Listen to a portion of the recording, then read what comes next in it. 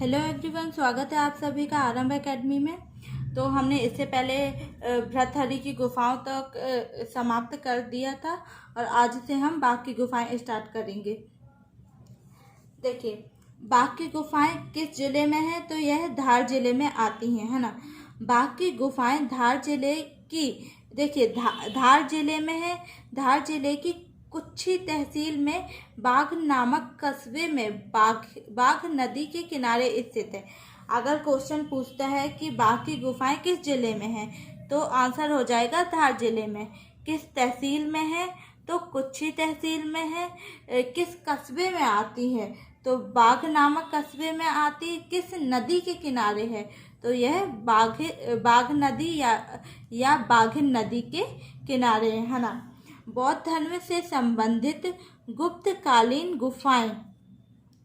इन गुफाओं की खोज 1818 में डेंगर फील्ड ने की थी। यानी कि अगर ये पूछता है कि बाघ की गुफाएं किस धर्म से संबंधित हैं, तो यह बौद्ध धर्म से संबंधित है।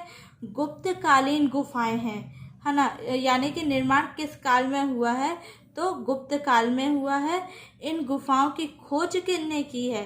तो खोज जो है डेंगर फील्ड ने की है 1818 ईस्वी में।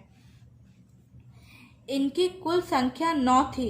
यानी कि प्राचीन काल में इनकी जो कुल संख्या थी वह 9 थी, जिनमें से वर्तमान में 5 गुफाएं क्या अस्तित्व में है। यानी कि 9 इनकी संख्या थी, लेकिन अभी वर्तमान में इनकी संख्या 5 बची हैं। इनमें से अधिकतम गुफाएं 5वीं से 7वीं सदी से संबंधित हैं। बाघ की गुफाओं पर की गई चित्रकारी को फ्रेस्को मुगल पेंटिंग कहा जाता है। यानी कि जो बाघ की गुफाएं में चित्रकारी है उसे किस नाम से जाना जाता है? तो उसे फ्रेस्को मुगल पेंटिंग के नाम से जाना जाता है। 1951 में बाघ की गुफाओं को राष्ट्रीय स्मारक घोषित किया गया है। इसे राष्ट्रीय स्मारक घोषित किया गया है 1951 में। बाघ की गुफाओं की चित्रकारी में स्त्री की प्रेम और विरह की दशा को दर्शाया गया है। यानी कि जो स्त्री के प्रेम और विरह यानी कि वियोग की दशा को दर्शाया गया है। बाघ गुफाओं की चित्र शैली को बौद्धकालीन गुफा चित्र का प्राण कहते हैं। यानी कि जो बाघ की गुफा में जो चित्रकारी है उसे बौद्धकालीन यानी कि बौद्ध काल में जितनी गुफाओं का निर्माण हुआ है उनका प्राण कहा जाता है। किस गुफा को कहा जाता है? तो वह बाघ की गुफाओं को कहा जाता है। गुफा नंबर 2 का सर्वाधिक प्रसिद्ध चित्र पद्म पाणि बौद्ध का है। गुफा नंबर 4 अधोवस्त्र धारण किए नर्तकियों का घेरा बनाकर नृत्य करते हुए चित्रित किया गया है। बाघ की चित्रकारी में धार्मिक प्रभाव घोड़े एवं हाथियों यानी कि जो बाघ की गुफा में जो चित्र है उसमें धार्मिक प्रभाव, घोड़े और हाथियों की सवारी, जुलूस का दर्शन, जीवन का अलौकिक प्रभाव दिखाया गया है। देखिए, अब ये मेन है गुफा यानी कि बाघ की गुफाओं के नाम, यानी कि किस नंबर की गुफा को किस नाम से जाना जाता है। गुफा नंबर 1 जो पहली गुफा है उसे ग्रह गुफा के नाम से जाना जाता है। दूसरी गुफा को पंच पांडु गुफा के नाम से जाना जाता है। तीसरी गुफा हाथी खाना गुफा के नाम से। चौथी गुफा रंग महल गुफा के नाम से। 5वीं गुफा पाठशाला गुफा के नाम से जानी जाती है।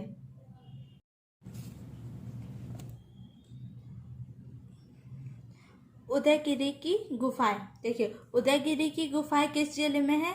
वह विदिशा जिले में स्थित है। देखिए, स्थान यानी कि उदयगिरी की गुफा जिला विदिशा में स्थित है। निर्माण निर्माण किसने कराया था उदयगिरि की गुफाओं का? तो वीरसेन ने कराया था, जो कि चंद्रगुप्त के मंत्री थे। उदयगिरि की गुफाएं किस धर्म से संबंधित है? तो वह हिंदू और जैन धर्म से संबंधित हैं। कुल गुफाओं की संख्या कितनी है? तो 20 है। गुफा नंबर 1 तथा 20 जैन धर्म से संबंधित, यानी कि गुफा नंबर जो 1 यानी कि पहली गुफा और 20वीं गुफा जो है वह जैन धर्म से संबंधित है तथा शेष हिंदू धर्म से संबंधित। पहली और 20वीं बस जैन धर्म से संबंधित है, बाकी जितनी भी हैं सारी हिंदू धर्म से संबंधित हैं। प्रथम गुफा, देखिए प्रथम गुफा का नाम क्या है? यह उदयगिरि की गुफा की बात करी। अभी हमने इससे पहले धार की गुफाएं पढ़ी थी शायद, हाँ धार की है ना। तो जो ये उदयगिरि की गुफा की जो प्रथम गुफा है उसका नाम जो है वह सूरज गुफा के नाम से जाना जाता है। चौथी गुफा, पहली को सूरज गुफा के नाम से, चौथी गुफा इसमें शिवलिंग है। इस गुफा को बीन की गुफा कहते हैं, यानी कि देखिए जो चौथी गुफा है इसमें शिवलिंग है ना, और इस गुफा को बीन की गुफा के नाम से जाना जाता है। पांचवी गुफा, इस गुफा में 12 बराह अवतार की प्रतिमा है, यानी कि विष्णु जी की जो बराह अवतार है उसकी प्रतिमा कौन सी गुफा में? तो पांचवी गुफा में। 13वीं गुफा, शेष नाग शयन करते हुए विष्णु की प्रतिमा को दर्शाया गया, यानी कि जो विष्णु की प्रतिमा किस गुफा में है? तो वह 13वीं गुफा में है। और यह किस लिपि में है? तो यह शंख लिपि में है। देखिए नचना कुठार मंदिर, यह किस जिले में है? तो यह पन्ना जिले में है। किस संप्रदाय से संबंधित है? शैव संप्रदाय से संबंधित है। अधिकांश मंदिर भगवान शिव को समर्पित है ना, भगवान शिव को समर्पित है। यहाँ अन्य कौन कौन से मंदिर हैं? तो पार्वती मंदिर है, चतुर्मुख मंदिर और रूपनी मंदिर है। कौन कौन से? देखिए अगर ये पूछता है कि नचना कुठार मंदिर किस संप्रदाय से संबंधित है, तो वह शैव संप्रदाय से संबंधित है। अधिकांश मंदिर जो है भगवान शिव को समर्पित है ना। अन्य मंदिर पार्वती मंदिर, चतुर्मुख मंदिर और रूपनी माता मंदिर, यह सभी कहाँ है? तो यह नचना कुठार मंदिर में है।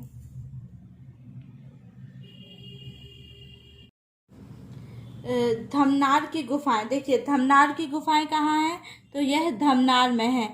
जिला कौन सा लगता है? तो मंदसौर जिला लगता है। प्राचीन नाम चंद्रगिरि महाविहार, यानी कि जो धमनार की गुफाओं का प्राचीन नाम क्या है? तो चंद्रगिरि महाविहार है, और धमनार जो है वह मंदसौर जिले में आता है। संबंधित, यानी कि संबंध किस धर्म से है?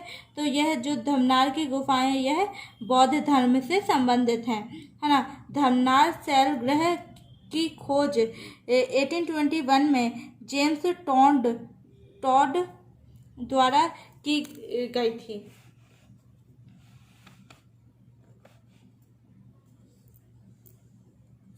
धमोनी का दुर्ग, जिला देखिए धमोनी का दुर्ग किस जिले में है?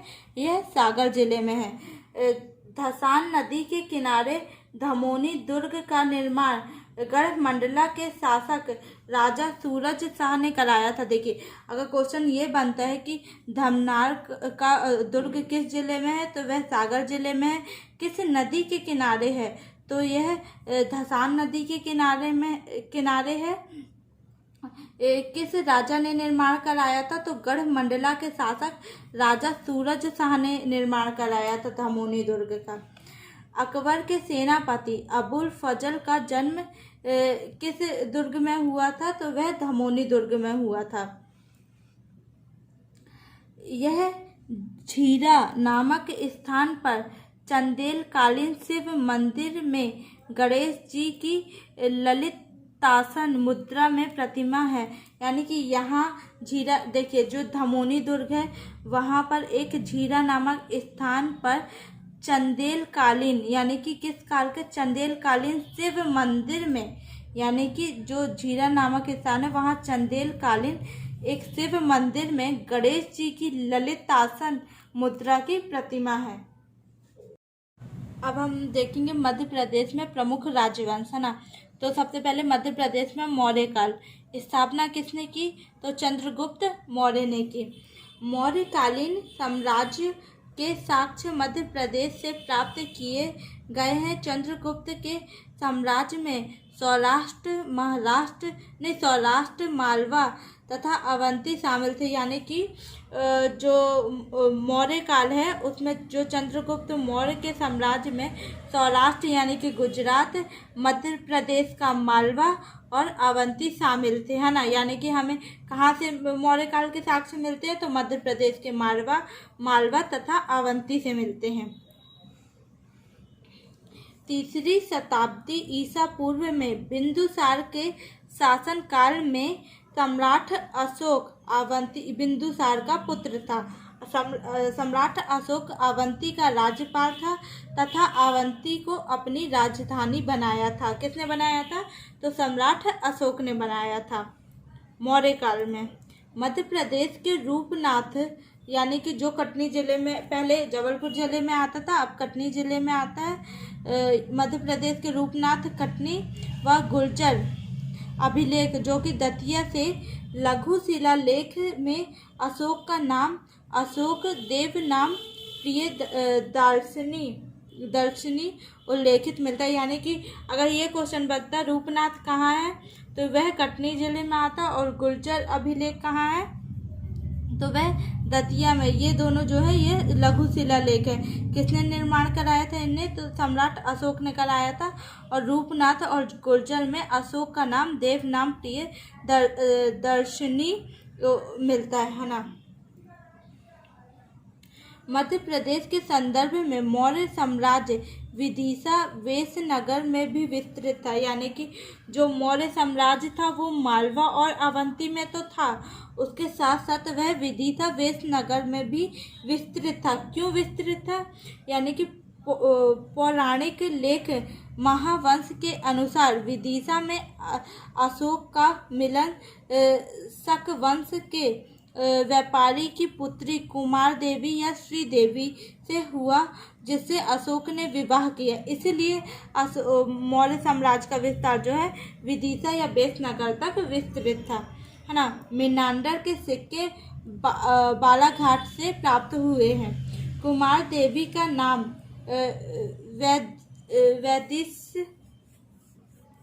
वैदिश महादेवी, देखिए अगर ये बोलेगा कुमार देवी श्री देवी का नाम जो वैदिश महादेवी किस में मिलता है तो वो महाबोधि वंश में उसका नाम वैदिश महादेवी मिलता है। देखिए अब सम्राट अशोक द्वारा निर्मित लघु शिलालेख व स्तंभलेख जो मध्य प्रदेश में उसने प्रमुख शिलालेख या स्तंभलेख का निर्माण कराया था वो देखेंगे, है ना। तो देखिए शिलालेख क्या होता है? तो पत्थर पर लिखा गया लेख को शिलालेख कहते हैं। किस पर? पत्थर पर जो लिखा रहता है ना, पत्थर पर। और स्तंभलेख यानी कि खंबे पर जो लेख लिखे जाते हैं उसे स्तंभलेख कहा जाता है। देखिए वैश्य टेकरी कहाँ है? तो उज्जैन में। अशोक द्वारा अपनी पत्नी कुमार देवी या श्री देवी के लिए उज्जैन में कानीपुरा नामक स्थल पर निर्माण कराया। यानी कि जो वैश्य टेकरी का निर्माण अशोक ने कहाँ कराया था? उज्जैन में कानीपुरा नामक स्थान पर कराया था। इस स्तूप में सम्राट अशोक ने अपनी पत्नी कुमार देवी या श्री देवी के अवशेष संरक्षित किए गए हैं। अगर क्वेश्चन ये बनता है कि अशोक ने अपनी पत्नी के अवशेष किस स्थान पर या कहाँ पर, किस स्थान पर संरक्षित किए हैं तो वह हो जाएगा वैश्य टेकरी पर, है ना। अब संघ भेद अभिलेख यह कहाँ है? तो यह रायसेन जिले में। यह रायसेन जिले के सांची के काकनावाद में स्थित मौर्यकालीन प्रसिद्ध स्थल है ना। संगभेद अभिलेख जो है ये एक मौर्यकालीन जो है प्रसिद्ध स्थल है ना। यहाँ से प्राप्त अशोक के संगभेद अभिलेख में संगभेद को रोकने के लिए राज आज्ञा प्रदान करते हुए बताया गया। यानी कि अगर ये बोलेगा संगभेद को रोकने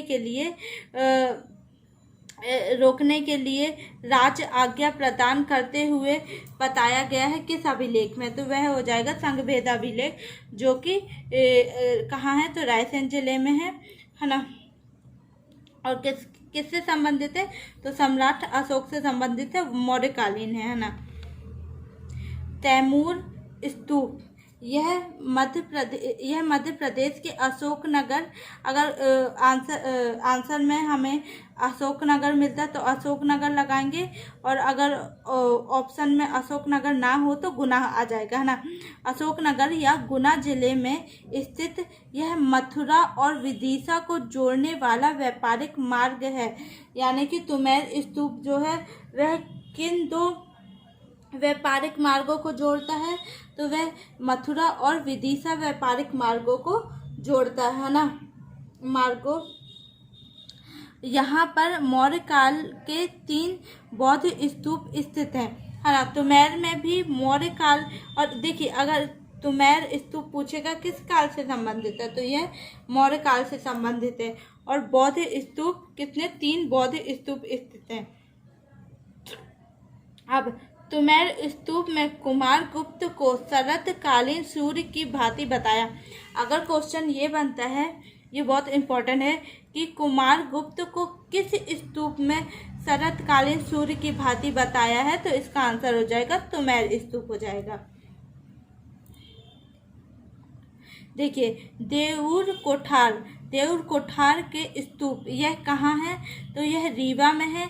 किस काल से संबंधित है, तो यह मौर्य काल से संबंधित है और बौद्ध धर्म से संबंधित है ना।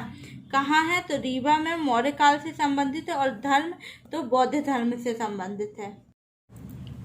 अब पनगुड़ारिया का स्तूप यह मौर्य काल से संबंधित है। लघु शिलालेख है अशोक का, और किस जिले में है, तो यह सीहोर जिले में आता है। कसरावत के स्तूप यह खरगोन जिले में है और मौर्य काल से संबंधित है। सारोमारो की गुफा कहाँ है, तो यह शहडोल जिले में है और यह भी मौर्य काल से संबंधित है। तो आज का लेक्चर यहीं समाप्त करते हैं। आगे हम शुंग वंश से स्टार्ट करेंगे है ना। तो आज का यहीं समाप्त करते हैं लेक्चर।